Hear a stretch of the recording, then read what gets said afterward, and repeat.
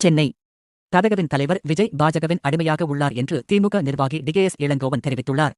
தன் மீது தவறு இருப்பதால் கரூர் விவகாரம் தொடர்பாக விஜய் பேச மாட்டார் என்று கூறிய டிகேஎஸ் இளங்கோவன் மெட்ரோவிற்கு அனுமதி கொடுக்காத பாஜகவை எதிர்த்து விஜய் பேசாதது ஏன் என்றும் கேள்வி எழுப்பியிருக்கிறார். காஞ்சிபுரத்தில் உள்ள ஜேபிஆர் கல்லூரியில் மக்களை ததக தலைவர் விஜய் சந்தித்தார். கரூர் சம்பவம் நடந்து 55 நாட்களுக்கு பின் விஜயின் முதல் மக்கள் சந்திப்பு பயணம் என்பதால் விஜயின் பேச்சு மீதான எதிர்பார்ப்பு அதிகரித்திருந்தது. இந்த கூட்டத்தில் விஜய் பேசுகையில், அண்ணா தொடங்கிய கட்சியை இன்று என்னவெல்லாம் செய்கிறார்கள்? திமுக நம் மீது வன்மத்தோடு இருக்கலாம். அவர்கள் பொய் சொல்லி நம்மை நம்ப வைத்து வாக்கு பெற்றார்கள். இப்போது ஆட்சிக்கு வந்து நல்லது செய்வதைப் போல் நாடகம் ஆடுகிறார்கள். குறிவைத்தால் தவறமாட்டேன், தவறினால் குறியே வைக்க மாட்டேன் என்று எம்ஜிஆர் வசனம் பேசியிருப்பார். இந்த வசனம் ஏன் பேசுகிறேன் என்று வேண்டியவர்களுக்கு புரியும். ததகவுக்கு ஆதரவு தரும் இளம் தலைமுறையினரை தற்குறிகள் என்கிறார்கள்.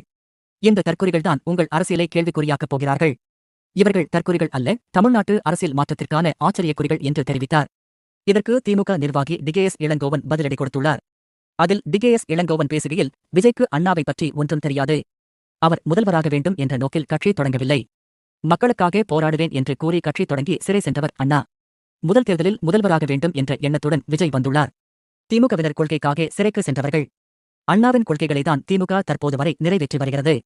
கட்சி பதவிக்காக கொள்கை அடிப்பதாக ததகவினரே குற்றச்சாட்டுகளை முன்வைக்கிறார்கள். அதேபோல் மெட்ரோ திட்டத்திற்கு அனுமதி கொடுக்காத பாஜகவை எதிர்த்து விஜய் பேசாதது ஏன்? தமிழ்நாடு பிரச்சினை பற்றி விஜய் என்ன பேசியிருக்கிறார்?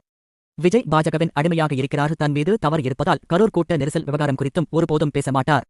கரூர் கூட்டத்திற்கு விஜய் தாமதமாக வந்ததுதான் உயிரிழப்புக்கு காரணம் என்று தெரிவித்துள்ளார்.